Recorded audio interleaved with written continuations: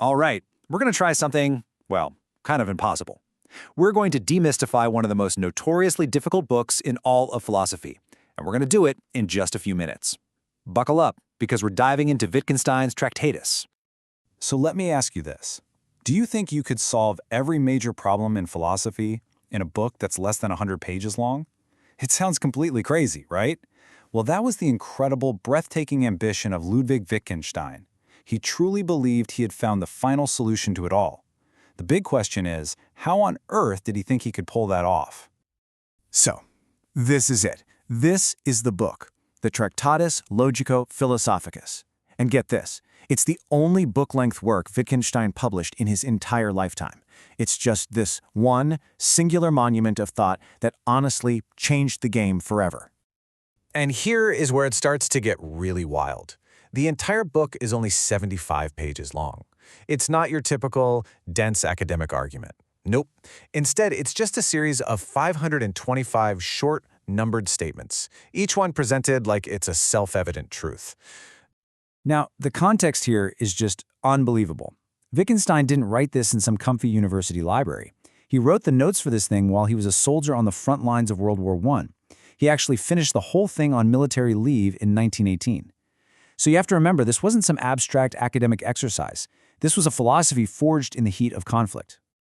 So what was his grand goal? What was he trying to do?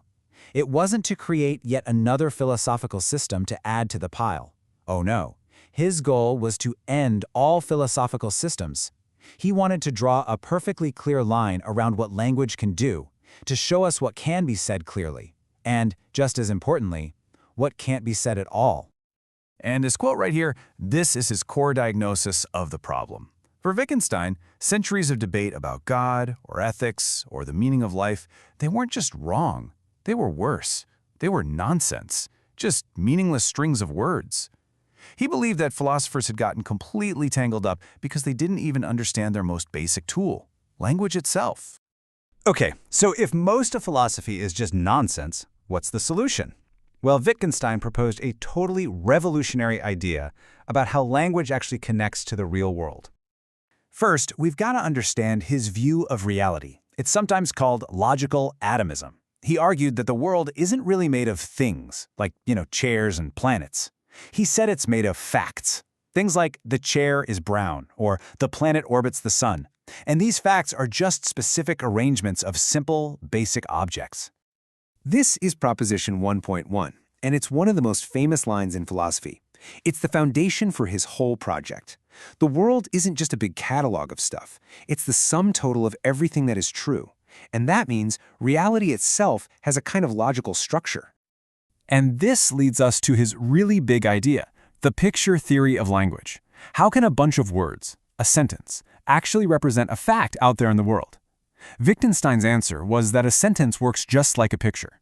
It doesn't have to literally look like the thing it's describing, but it has to share its logical structure. Apparently, he got this idea from seeing something just like this. Think about it. In a courtroom, you don't need real cars to show what happened in an accident. You can use little models, toy cars, and dolls.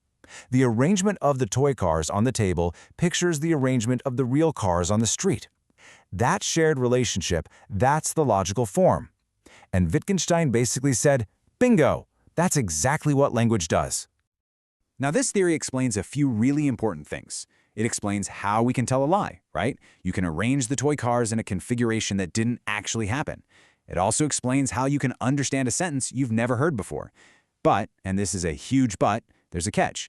You can't use language to talk about this shared logical form. Language can state facts, but it can only show its own structure. So, with this powerful theory in his toolkit, Wittgenstein is finally ready to draw his famous line. He now has a super strict rule for what counts as a meaningful statement and what is just, well, noise. And I mean, just look at the structure of the book itself. It's incredible. The whole thing is built around 7 main propositions, and every single one of the other 500+ statements is just a comment or a clarification on a previous one. It's like he was trying to build this perfect logical map of the absolute limits of language. And here is the line he draws. On one side, we have what can be said. This is the world of facts, the stuff of natural science, how things are. On the other side, though, we have what must be shown. This is where things get really deep. This includes logic itself, but also everything philosophers really care about: ethics, beauty, the meaning of life. He's not saying these things are unimportant. In fact, he thinks they're the most important things. But they aren't facts in the world, so any attempt to talk about them using factual language just turns into nonsense. This leads to a completely radical redefinition of what philosophy even is. It's not about finding new truths or building big theories. It's an activity. The job of a philosopher is to be a kind of linguistic therapist, to help us see where we've been tricked by our own language, and to help us either speak clearly or learn when to be silent. But just when you think you've finally wrapped your head around the whole project, Wittgenstein delivers one of the most famous plot twists in the history of philosophy. He turns his entire system back on itself. Just think about it for a second. What about the sentences in the Tractatus itself? Are they pictures of facts in the world? No. They're philosophical statements about the relationship between language and reality. So, according to their own strict rules, they must also be nonsense. And here's the amazing part. Wittgenstein totally admits it. In this absolutely stunning passage, he says his own book is like a ladder. You use the rungs to climb up and see the world correctly.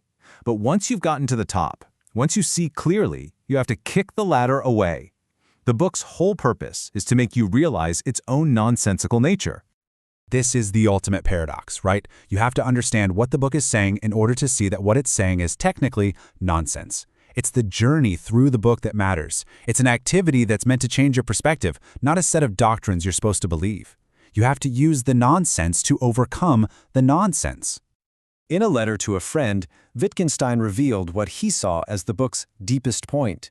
He said the work has two parts: the part he wrote and all the stuff he didn't write.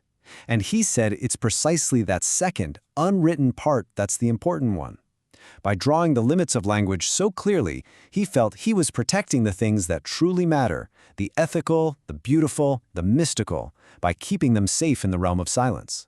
And so we come to it, the seventh and final proposition of the Tractatus. It's a single, powerful command that acts as the final word on the entire project.